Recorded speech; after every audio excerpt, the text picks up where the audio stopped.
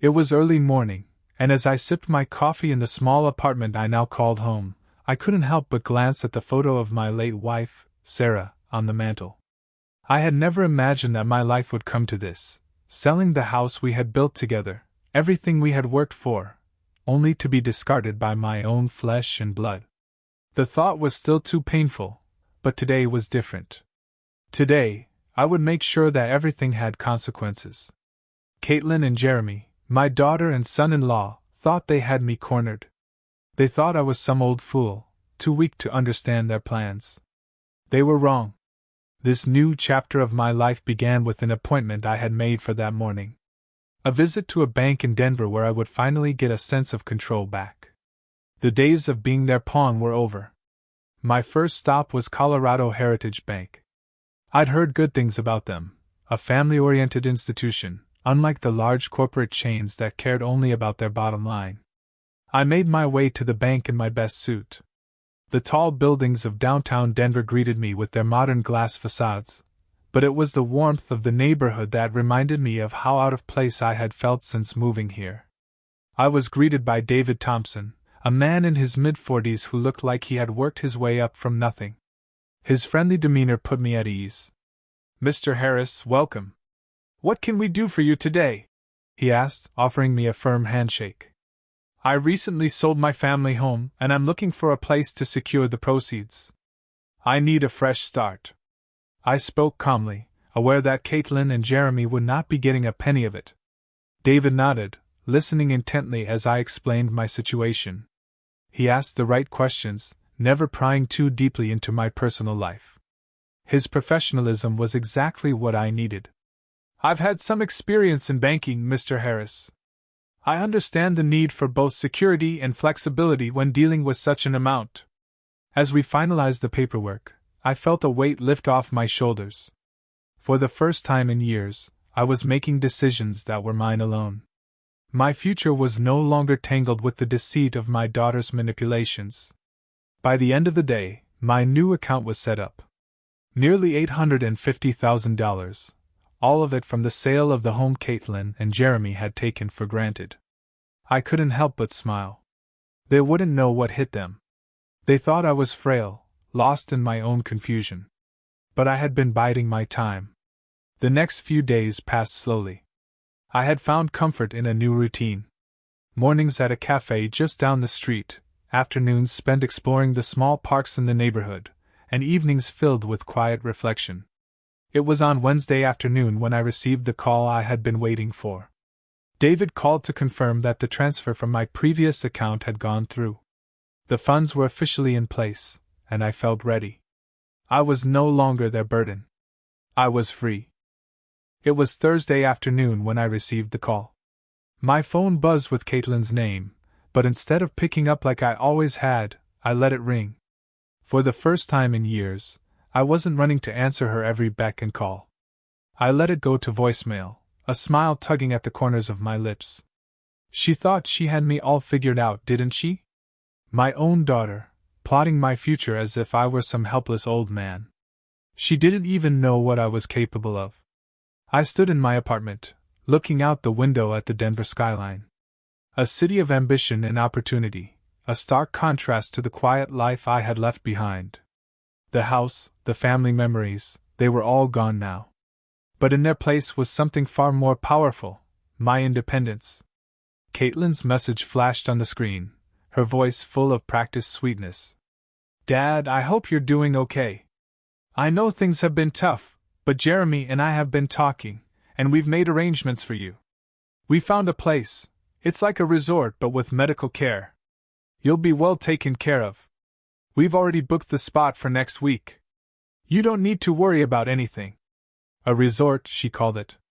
But I knew what she really meant, a way to get me out of the picture without much fuss.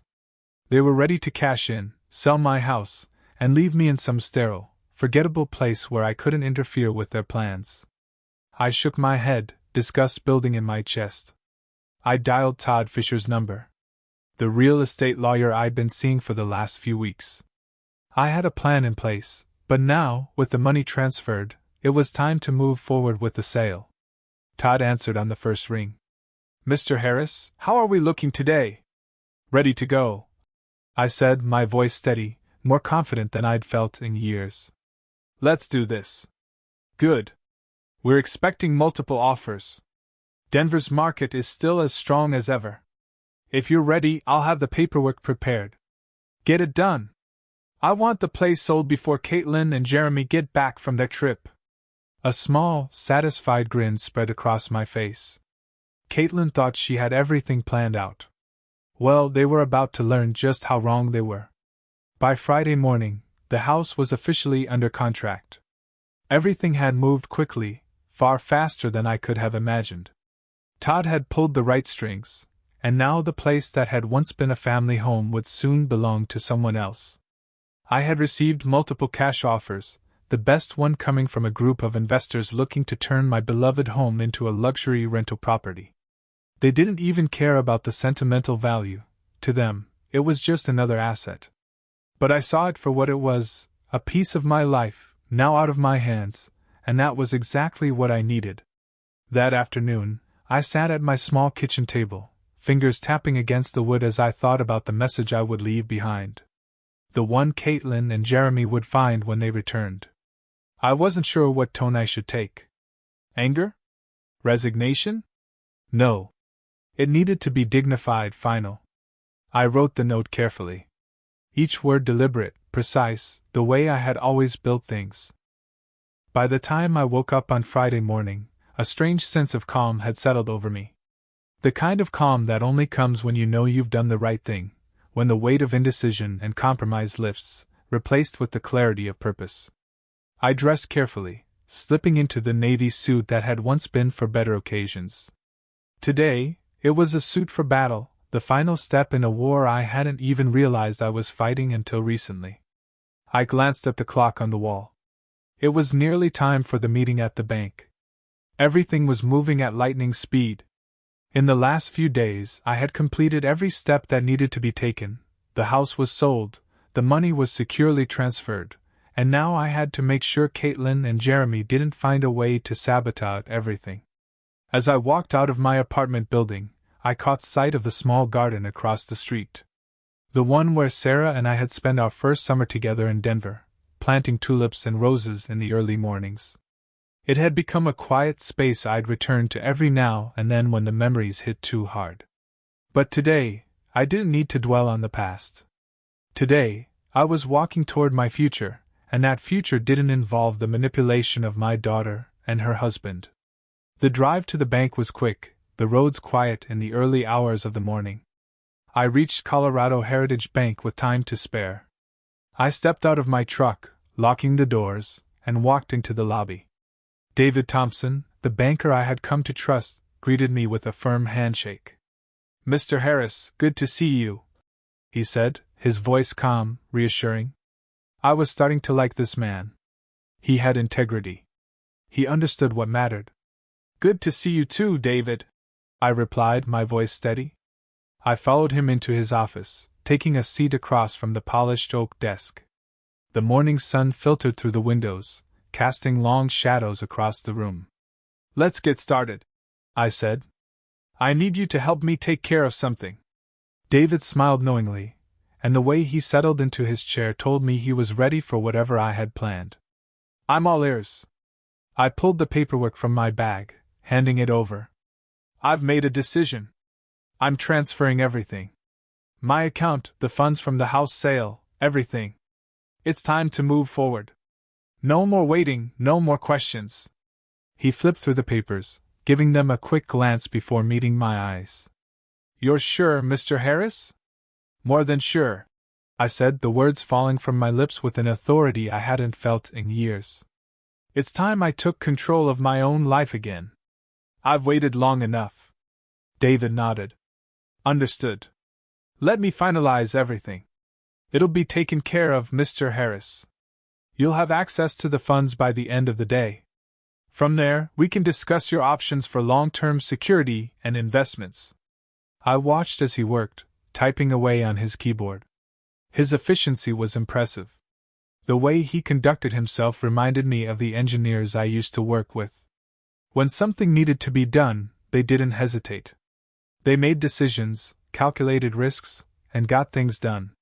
That was how I was going to live from now on, decisively, without second-guessing myself. As the paperwork was processed, my phone buzzed in my pocket. I ignored it, watching David's hands as they moved over the documents. It wasn't Caitlin. It wasn't Jeremy. They could wait. They always did. When everything was ready, David slid the final document across the table. I signed it with a firm hand, a sense of finality sweeping over me. I wasn't looking back. There was nothing to regret. No more guilt. David handed me a receipt and a confirmation of the transfer.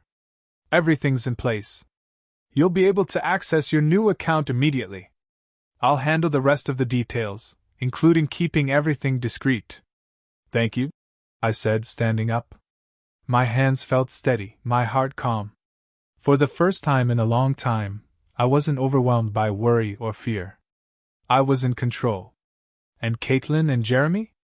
They'd soon learn what it meant to underestimate their father. The rest of the day was a blur of preparation. I spent hours on the phone, making sure everything was aligned for the next steps.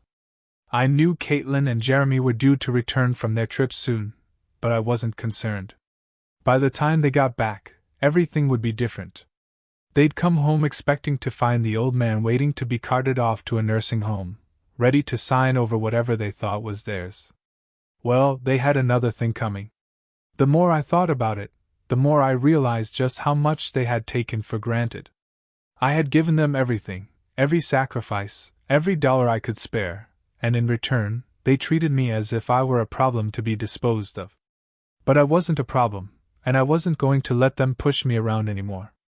That evening, I sat in the quiet of my apartment, reflecting on everything that had led me to this point. The house was sold. The money was safe. And now, it was time to send Caitlin and Jeremy a message they wouldn't forget. I picked up the pen and paper, and as I wrote the note, the words came to me with a clarity that stunned me. Dear Caitlin and Jeremy, if you're reading this, then my plan has worked perfectly. I heard your phone conversation, Caitlin, about how I'm a burden, about how you wanted to put me in a nursing home and sell my house. I heard you calculate how much money you'd make off my life's work. Well, you've made a mistake. The house has been sold for $890,000 in cash, and the funds are safely in a new account. I've moved on to a new place where I'm appreciated, not just tolerated. Don't worry about me. You should be worrying about yourselves. Everything you thought you had is now gone. The belongings you left behind are being stored at Denver Moving and Storage, and you have 30 days to collect them before storage fees kick in. I gave you everything I had, and you repaid me with manipulation. I hope the lesson was worth the cost. Love, Dad? I sat back, reading the letter over and over again. It felt right. It wasn't about vengeance. It was about taking back what had been stolen from me, my dignity, my respect, and my life. They had thought they could control me, treat me like a piece of furniture to be discarded. Now, they'd learn what it meant to underestimate their father. I folded the note carefully, tapping it into an envelope. It would be the first thing they saw when they walked through that front door. And it would be the last thing they ever expected. I spent the next few hours preparing for the arrival of Caitlin and Jeremy. They thought they knew me, that I was some tired old man who would do whatever they asked, but they couldn't have been more wrong. It had taken me a long time to reach this point, but now I had a clear head, a plan, and the confidence to follow through. My heart had finally stopped racing, and all that remained was the quiet anticipation of the next move in the game. It was time to make sure Caitlin and Jeremy got the message. By now, they were probably halfway across the country, somewhere between their hotel in Phoenix and their flight home. They had no idea what was waiting for them, but I knew. And that knowledge was everything. I spent the evening at the small park nearby, taking slow, deliberate walks, giving my mind time to settle. The sun was dipping below the horizon, painting the sky in deep oranges and purples. It was a beautiful sight, the kind of evening Sarah and I had once shared many years ago. But tonight, I wasn't thinking of her. I wasn't even thinking of the house I had sold. What I was focused on now was the future, Mine, not theirs. By the time I got back to my apartment, the final preparations were in place. I had everything ready. The new apartment, the money safely secured in my bank, the plan to ensure my independence was no longer just a dream, but a reality. My hands, which had once trembled with uncertainty, now felt strong and sure. Every decision I had made up until this point had brought me to this moment, and now I could breathe easy knowing I had finally taken control. The phone rang as I walked through the door. Caitlin's name flashed across the screen. For a brief second, I felt the old tug to pick it up, to respond to her call, to play along. But no, I wasn't playing along anymore. I let it ring, letting the silence speak volumes. She had no idea that everything had already changed. Later that night, I sat down at my desk and picked up the envelope. I made sure to seal it carefully, knowing exactly where I would leave it. The front door of the house, the one they had once considered their own, would be the perfect place. I walked to the kitchen, trying to focus on the task at hand. The note was one thing, but I had other things to prepare. I needed a sense of closure, of finality. As I stood there, making sure everything was in its place, I thought about all the sacrifices I had made over the years. How many late nights had I spent working for them? How many times had I put my own dreams aside to make sure they had everything they needed? It didn't matter now. They had shown me who they really were, and now it was my turn to show them who I had become. I placed the envelope inside the front door, making sure it was at eye level, perfectly visible as they walked in. They would have no choice but to read it. Caitlin might try to deny it, try to make excuses, but it would be too late for that. The damage was done. She had already shown her true colors, and now, the consequences were inevitable. As I looked around the house one last time, I allowed myself a small moment of reflection. The house had meant so much to me. Every room had its own memory, its own story. But now, those memories were for someone else to hold. The new owners, the ones who would move in and make their own mark on the place, would have no idea what it had meant to me. To Sarah. To Caitlin. I had spent years building this life, this home, this family. But somewhere along the way, I had lost sight of what really mattered. Today, I was reclaiming that vision. This house was no longer a symbol of my past, it was a lesson for the future. The next morning, I drove to the house with a sense of purpose. The streets were quiet, the early morning fog still hanging low in the air.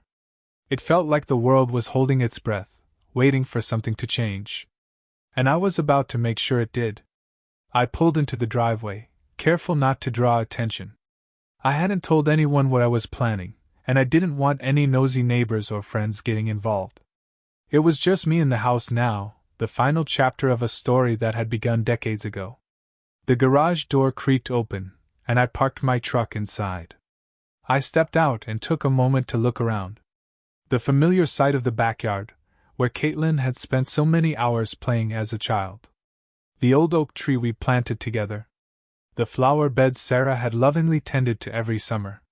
It was all still there, unchanged. But I was no longer the man I had been when I first built this house. It was time to lock the door on that part of my life. Inside, everything was just as it had been when I left.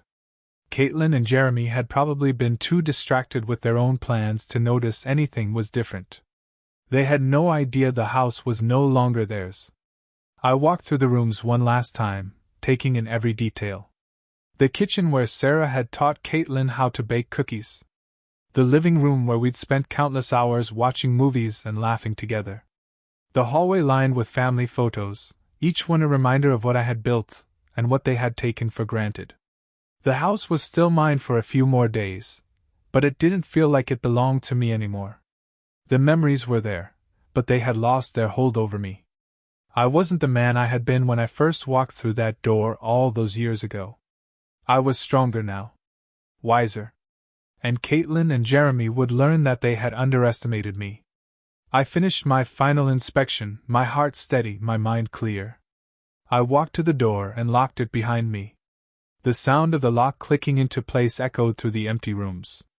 I stood there for a moment, feeling the weight of everything that had happened, everything I had lost, but more importantly, everything I had gained. I had built a life for myself, and no one was going to take that from me again. Later that afternoon, I sat at my small kitchen table, the phone in my hand. Caitlin would probably call again, and I would ignore it again. She thought she could control me, push me around, but I had something she couldn't take from me: my autonomy, my strength, my will. She had always thought of me as weak, but now it was clear who the real fool had been. I thought about the note I'd left for her and Jeremy. The words were simple, but they carried the weight of everything I had felt. They needed to understand that I wasn't going to just sit back and let them take everything I had built. It would be a long time before they understood the lesson I had taught them. By the time I left the house, the weight of what had happened settled into my bones like a stone. I wasn't sad, not in the way I expected to feel, at least. Instead, I felt lighter, more in control than I had in years. As I drove back to my small apartment, the streets of Denver felt different. The city no longer felt like an impersonal blur of buildings and people. It felt like a place where I could finally begin again. But Caitlin and Jeremy, they would return soon. They would return to find a different world, one that no longer had room for their manipulations. I knew they would be angry, confused, maybe even desperate. And I was prepared for it. I wasn't worried about them coming after me or my decisions. No, they would have to learn the hard way what happens when you think you can control someone who's been pushed too far. I had already planned everything out. I could feel the wheels of the machine I'd set in motion turning ever faster. The house was no longer mine. The money, though, that was a different story. And Caitlin and Jeremy would not get a single penny of it. The days dragged on in a blur of paperwork and phone calls, but I didn't mind. I was doing what needed to be done. I was preparing for the confrontation, the moment when they would come home, keys in hand, expecting to waltz into their inheritance. Instead, they would be met with an empty house and the cold reality of their actions. It was Wednesday when I received another call from Caitlin. This time, I almost picked up.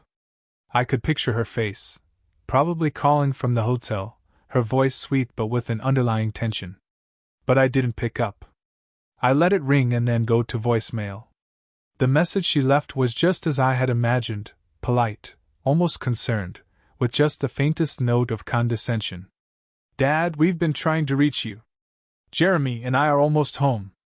We've made some big plans for you, and I think you'll be really happy with what we've arranged. It's time to move forward, right? We'll talk soon. Love you." I didn't call her back. Instead, I made arrangements. The locks on the house had already been changed. It was a small thing, but it sent a message. A message that Caitlin and Jeremy would soon understand. They would learn that I was no longer the man they thought they could manipulate, the man they could push around. The next day, I returned to the house once more. This time, I wasn't just making sure everything was in order. I was preparing for their arrival. The envelope was still there, waiting for them. The note was ready. The door locked. I didn't need to be there when they showed up, didn't need to witness the look on their faces when they realized the truth. Instead, I stood in the quiet of my apartment, preparing for the final piece of the puzzle to fall into place. The money was in my account. The paperwork was all signed. And when Caitlin and Jeremy walked through that door, expecting to find their inheritance waiting for them, they would find something much different. I was no longer their pawn. Friday afternoon arrived, and I felt the tension building. The phone buzzed with Caitlin's name flashing on the screen again. She had called earlier, no doubt trying to smooth things over. The games they played had started long before this, but this time, I was ready to end them. I let it ring and go to voicemail. And as I listened to her message, I knew that this was it, the moment everything would change. "Dad, we're home," she said, her voice more insistent now. "Why aren't you answering your phone? Jeremy and I are here, and we've been planning everything. We've booked a place for you to stay. It's time to pack your things and head out. We'll be there soon to help. Please call us back. We love you." Love? They loved what I had given them. They loved the life I had built, the sacrifices I had made for them. But they never loved me. They loved what they thought they could take. That much was clear now. I sat back, listening to the voicemail once more. It was just as I had expected. The subtle manipulation, the false concern, the words they knew would pull at my heart. But they didn't understand. They didn't understand that I was done playing their game. The old man they thought they could control was gone. What was left was a man who had seen their true colors and had no intention of letting them get away with it. At 4 p.m., I received a text. It was from Caitlin. "Dad, where are you? We're here and we're ready to help." I didn't reply. I didn't need to. Caitlin and Jeremy were about to find out that they had underestimated me. That their plans for my future had already been derailed. They thought they could take everything from me, but they had never realized how strong I was, how much fight I had left in me. The clock ticked on. My plan was in motion. I had already arranged for a locksmith to change all the locks, just in case they tried to gain access. I didn't want them coming in when I wasn't there, trying to move my things or take control. That house no longer belonged to me, but it certainly didn't belong to them, either. It was 6:30 p.m. when I got the call. This time I answered. "Dad, we're here." Caitlin's voice came through the phone, sharper now, a note of frustration creeping in. "What's going on?" "The door's locked. We need to get inside." I paused, letting the silence hang between us for a moment. Then I spoke, my voice steady and calm, almost casual. "The door's locked because I changed the locks," I said, letting the words settle in her mind. There was a long pause. "What do you mean?"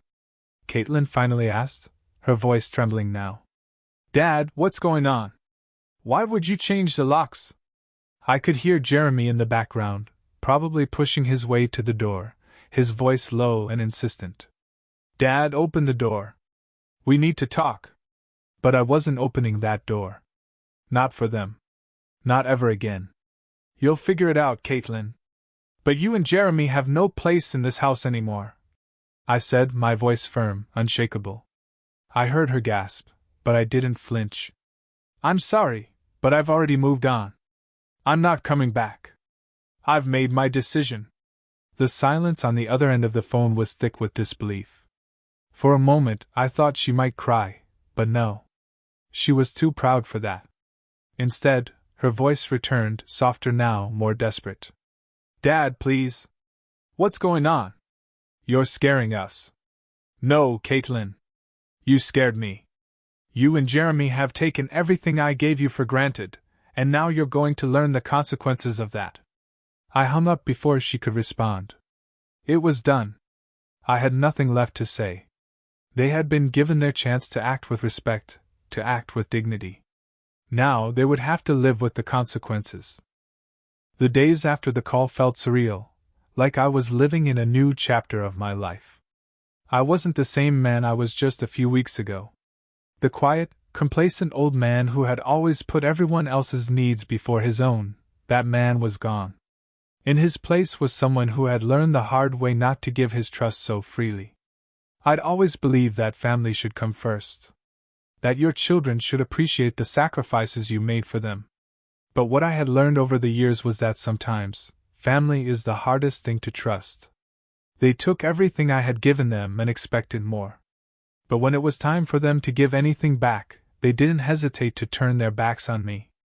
But now, I was in control of my own fate. I was free from their manipulation. Caitlin and Jeremy were left to pick up the pieces of their own broken plans, and I had no intention of helping them pick up the pieces. I wasn't going to let them have what they thought was theirs.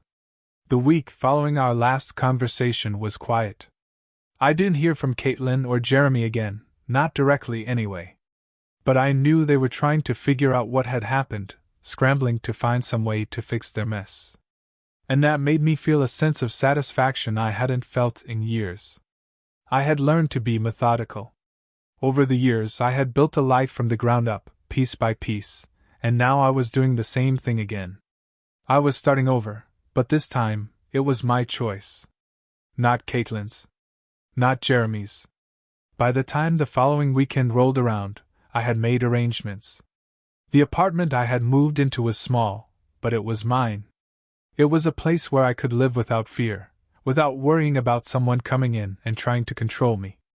I had everything I needed, the essentials. My clothes. A few of Sarah's things. And most importantly, I had my freedom. As I sat in my new apartment, the morning light streaming through the windows, I couldn't help but think about how different things were now. I had finally found peace, but at a cost. The people who should have supported me, who should have been there for me in my time of need, had betrayed me. They didn't deserve any of it, and they certainly didn't deserve the life I had built. I glanced at the clock on the wall. It was almost time. Time for Caitlin and Jeremy to return from their trip, expecting to find me cowering in some care facility, ready to do whatever they told me to do. But when they showed up at that house, they would be met with something far different. They would find an empty home, a place that no longer belonged to them. I couldn't help but feel a sense of satisfaction. I drove to the old house again that afternoon. I hadn't been back in a few days, but I knew today was the day I needed to make sure everything was in order. Caitlin and Jeremy hadn't called me back yet, but they would. I knew they would. They would be frantic, trying to figure out where I had gone, what had happened to their inheritance. They wouldn't know what hit them. I parked my truck in the driveway and sat for a moment, staring at the front door. The house still looked the same on the outside. But I knew better than anyone that the house had changed. It wasn't the home Sarah and I had built. It was just a property now, a commodity. Nothing more. I stepped out of the truck and walked to the front door, keys in hand. I hadn't been back here since I changed the locks. They would find it locked, just as I had left it. I wasn't going to let them waltz in like they owned the place. I had given them enough. Now they would learn the hard way what it meant to treat family like a transaction. The door opened with a creak, the familiar scent of the house washing over me. The hardwood floors, the smell of old wood, of history. Everything was exactly as it had been. But it felt different. It didn't feel like home anymore. It felt like a place where someone had been stripped of everything that mattered. I walked through the rooms slowly, taking in everything. I couldn't help but remember the good times, the laughter. The way Sarah had made this house a home. The kitchen where she'd cooked dinner for me every night, the dining room where we'd sat and shared meals, the living room where we'd spent so many quiet evenings together. It all felt so distant now, like a memory from another life. I stopped in front of the mantel where Sarah's picture used to sit. The frame was gone, the place where it had been sitting now bare. I didn't expect them to leave it there, but it stung all the same. Caitlin and Jeremy had already taken their pieces of this place, but I wasn't going to let them take everything. I looked around one last time. The empty rooms seemed to stare back at me, but there was no regret. No second-guessing. I had made my decision, and I was at peace with it. That night, Caitlin finally called again. This time I answered. "Dad," she said, her voice tight, like she was trying to keep her emotions in check. "Where are you? Why aren't you at the house?" I didn't speak immediately. I let the silence stretch between us. "Dad?" she repeated. "Where did you go?" I could hear the desperation in her voice, and I wasn't moved by it. Not anymore. "I moved," I said simply. "I'm not staying at the house anymore. I've made other arrangements." "What do you mean?" "We've been trying to reach you for days. We've been worried." "Why didn't you tell us?" "Worried?" I asked. "You were worried about how you could sell my house, how you could get your hands on what you thought was yours. You weren't worried about me." "Not at all." There was a long pause on the other end of the phone. I could hear Caitlin's breath catch, but I wasn't done. "I'm not a burden, Caitlin." "Not anymore. I've made sure of that. You and Jeremy thought I wouldn't notice, that I wouldn't see your plans for what they were. But I did. And now, you'll have to deal with the consequences." "Dad, please. You don't understand." "Oh, I understand perfectly. You and Jeremy were planning on taking everything I worked for. But that's over now. I'm done. And you need to get used to the fact that I'm no longer a part of your plans." I hung up before she could say anything else. The next few days passed slowly, but I knew the storm was coming. Caitlin and Jeremy would be furious when they saw the changes. They would be scrambling to figure out what to do next. But I wasn't concerned. The life I had built was mine to control, and no one was going to take it from me. Not anymore. The silence after Caitlin's call felt like the calm before a storm. I had known this day was coming. They would come, furious, confused, demanding answers that they would never get. I had already made my peace with it, but still, a part of me couldn't help but feel that old tug of family. The memories of Caitlin as a little girl, of the holidays we had spent together, of the love I had once felt for her and Jeremy. It wasn't easy to let go of that. But there was no turning back now. I had drawn the line, and I wasn't going to let them cross it. They thought they could control me, manipulate me into doing what they wanted. But they had underestimated me. They didn't know what it was like to feel the weight of years of betrayal, of sacrifices made without thanks. They had always taken, but never given. The next morning, I woke up early, as I always did. The quiet of my new apartment surrounded me, and for the first time in years, I didn't feel the crushing weight of responsibility bearing down on me. I could breathe. I could think clearly. No longer was I shackled by the expectations of others. I knew Caitlin and Jeremy would be showing up soon. They had no idea what was in store for them. But they were about to get an education, one that would teach them not to take their father for granted. I spent the morning making a few calls. I had already arranged for the necessary legal work to be done, ensuring everything was locked in place. The house was no longer mine, but I had made sure it wasn't going to end up in their hands either. The money, the house, the future I had built for them, it would all be gone in an instant. And I wouldn't lift a finger to stop it. I also took the time to check my accounts. The money was where it needed to be, secure and untouched. There was no way they would get to it now. No more asking for loans, no more emotional manipulation, no more pretending like they cared. I had worked for everything I had. They hadn't earned a penny of it. By noon I was ready. I knew they would come. They would show up at the house, expecting me to be there, waiting for their demands. They would find the door locked, and they would know. They would know that the game was over. It was 2 p.m. when the phone rang again. Caitlin. She wasn't even trying to disguise the urgency in her voice this time. "Dad, where are you?" she practically shouted. "We need to talk. You can't just leave without saying anything. What's going on?" I let the silence hang for a moment, savoring it. The quiet satisfaction of knowing I had the upper hand. "I told you, Caitlin," I said calmly. "I've moved on. I'm not going back to that house. It's not yours anymore." "What do you mean? What are you talking about? We've been trying to reach you. You can't just disappear. You need to come back. You don't get it, do you?" I asked, my voice cold. "That house, that life you thought you could just take, it's over. I'm done. And you and Jeremy can't manipulate me into doing what you want anymore." "But Dad..." "No, Caitlin. No more. You've taken everything from me, everything I've worked for, and now you're going to learn what it means to push me too far. I've had enough." There was a long pause on the other end. I could almost hear her trying to process the words, trying to make sense of the fact that I wasn't playing along with her games anymore. "I don't understand," she said quietly, the anger in her voice replaced by confusion.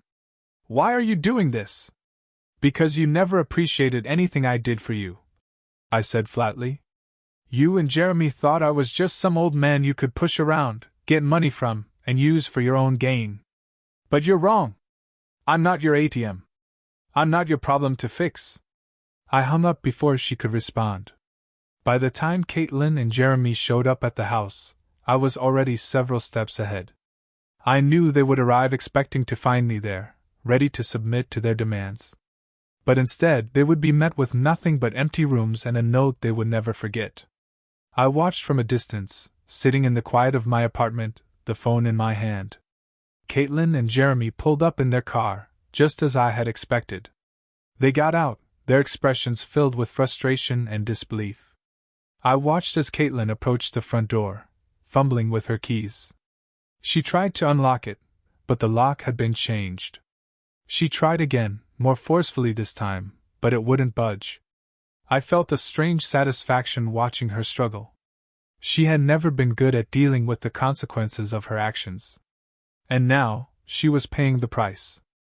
I saw Jeremy walk up behind her, shaking his head. They both knew something was wrong. I could see the panic creeping into their eyes. They knocked on the door. Then they banged on it, shouting my name. "Dad, open the door!" Caitlin cried. "What's going on? Why are you doing this?" But I didn't answer. I wasn't going to give them what they wanted. I could hear their voices rising in anger, but I remained calm. I had made my decision. I had drawn the line, and now, it was time for them to deal with the consequences. After a few minutes of pounding on the door and shouting, I saw them pull out their phones, probably trying to figure out a way to reach me. But they weren't going to get through. Not this time. Caitlin tried calling again, but I didn't pick up. Instead, I sat back in my chair, watching the screen as she left yet another message. This time, her voice was filled with desperation. "Dad, please. We're sorry. We didn't mean it. Please, just open the door. We can work this out." But I knew better than to believe her. I had already given them enough chances. They didn't get to manipulate me anymore. I let the phone ring out, and when it stopped, I put it down, content. The ball was in their court now. They would have to figure it out themselves. Caitlin and Jeremy had no idea how much I had changed, how much I had learned. They had always thought I was the weak one, the one they could control. But now, they were learning the hard way that I wasn't the man I had been. And I wasn't going to help them pick up the pieces this time. The next few hours passed like a slow-moving tide, each moment dragging me deeper into a world I had long been disconnected from. Caitlin and Jeremy had spent most of the afternoon banging on the door, calling, texting, trying every way they could to reach me. I had kept my phone on silent, determined to let them stew in their panic. They thought they were entitled to everything I had worked for, but they had no idea what I had in store for them. By the time they gave up, it was almost dusk. I knew they would be furious. But as I watched them leave the house, defeated and frustrated, I felt a strange sense of relief wash over me. It wasn't about getting revenge. It wasn't about causing them pain. It was about drawing the line, showing them that I had nothing more to give. I had spent my life taking care of them, making sacrifices, giving them everything I had, and now it was time for me to take back what was mine, my life, my decisions, my future. I spent the evening quietly in my apartment, watching the light fade outside the window. The city felt different now. It wasn't just a place I had lived in for years, it was my new home, my new beginning. The old man who had been so afraid to let go of his family, of the house, of his responsibilities was gone. In his place was someone who had taken control of his own life. Caitlin and Jeremy would learn that they couldn't take everything from me without consequences.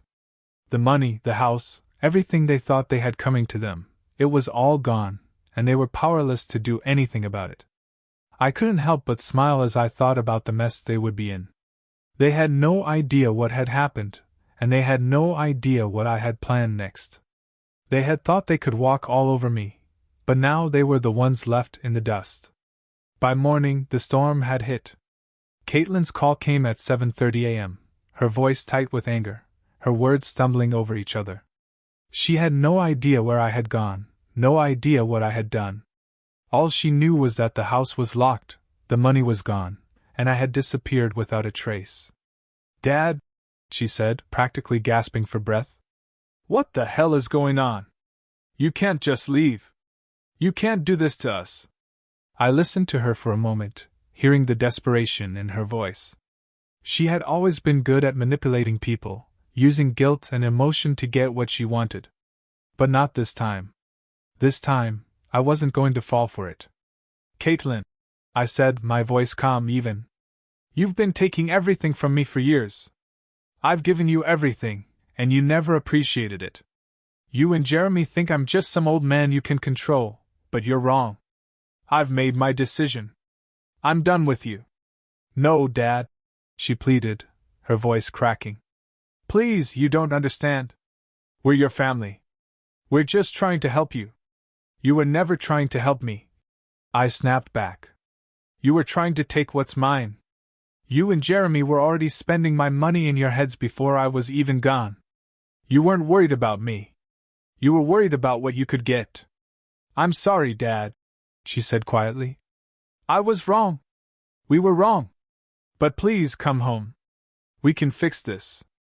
I'm not coming back, Caitlin. The house is gone, the money is gone, and so are you. You made your choice, and I made mine. I've moved on. Now you need to figure out how to do the same. I hung up before she could say anything else. The rest of the day was quiet. I spent it in my apartment, organizing a few things and running errands. There was a small sense of satisfaction in knowing that Caitlin and Jeremy were left with nothing. The house, the life they thought was theirs, was no longer within their reach. And I didn't have to lift a finger to make it happen. They were on their own now. The life they had built by using me was gone, and they had no one but themselves to blame. I had learned to take control of my own destiny, to stop letting people walk all over me. It felt good. Better than I had expected. But it wasn't over. No, Caitlin and Jeremy would be back. They would try to fight for what they thought they deserved, and I was ready for it. They would try every trick in the book to get what they wanted, but it wouldn't matter. They had already lost. And they would keep losing, as long as they kept underestimating me. I picked up my phone and glanced at the time. It was 5 p.m. Caitlin had called earlier, but she hadn't called back since. I didn't expect her to. She knew that I wasn't going to budge, that I wasn't going to back down. But that didn't mean she wouldn't try to find another way to get to me. I set the phone down and leaned back in my chair, staring out the window at the city below. The lights of Denver twinkled in the distance, a city full of people trying to make their mark, to carve out a life of their own. I had done the same, but I had paid a heavy price. The house, the family, the future I had planned, all of it was gone. And in its place was something more valuable, my freedom. I wasn't anyone's burden anymore. I wasn't anyone's pawn.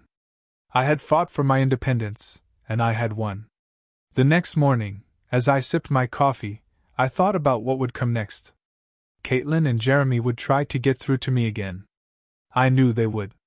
But no matter what they did, no matter how many lies they told, they couldn't undo what had already been done. I was free. And nothing would take that from me. The days that followed were filled with a strange sense of calm. I had made my peace with everything. Caitlin and Jeremy had tried reaching out several more times, but I didn't answer their calls. Each time they rang, each message they left, was just another reminder of the lies, the manipulation, the plans they had for my life that never had anything to do with me.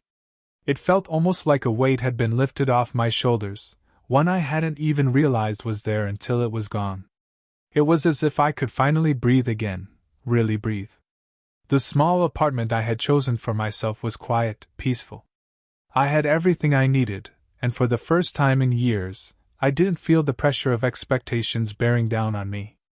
I kept busy with small tasks, organizing the things Sarah had left behind, making sure I didn't leave anything important in storage, and even doing some work for a friend who needed a hand with some small repairs.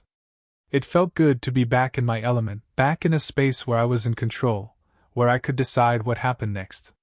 Caitlin and Jeremy, however, were still trying to put the pieces together. I knew they were confused, desperate. The idea that I had outsmarted them, that I had taken the control they thought was theirs, was something they couldn't quite grasp. But I had no intention of letting them manipulate me again. The more they tried to take from me, the more they learned they had nothing left to grab. It was a week later when I received a letter in the mail. It was from Caitlin and Jeremy, and for a brief moment, I wondered what kind of apology or excuse they might have concocted. But I didn't open it right away. I wasn't sure I wanted to read what they had to say. Instead, I left it on the table, letting it sit there for a few hours. I wanted to know that I had truly moved on before I let myself be dragged back into their drama. When I finally opened it, it was almost what I expected, a plea for understanding, a message of, "We didn't mean it," wrapped in more manipulative words. They were sorry, they said. They had been wrong. But it wasn't that simple, was it? Not anymore. They wanted me to come back, to return to the house, to be a part of the family again. They were sorry for everything, for the house, for the manipulation, for not understanding what I needed. They promised things would be different. But I wasn't fooled. Not this time. I read the letter, took in the words, and then set it down. The paper felt thin, like the sincerity behind the words they had written. There were no guarantees this time, no promises of change that I could believe. Their apologies, their pleas, meant nothing now. The damage had been done. And I wasn't going back. 2 days later, I received another call. This time, it was Jeremy. I recognized the number, and for a brief second, I thought about ignoring it. But I didn't. I answered. Dad? Jeremy's voice was strained. He was trying to sound calm, trying to sound like he cared, but I could hear the desperation in his tone. We need to talk. This has gone on long enough. You can't just disappear like this. We need to figure this out. I let him speak, letting the words wash over me. I had heard it all before. I had heard the lies, the manipulation, the false promises. The pattern had become so clear to me now that I didn't need to say a word to understand the game they were playing. I've made my decision, I said simply. And it's final. You don't need to figure anything out. I'm done. Dad, this isn't like you, Jeremy said, his voice softer now. You're not thinking clearly. You've been through a lot, and we're just trying to help you. We love you.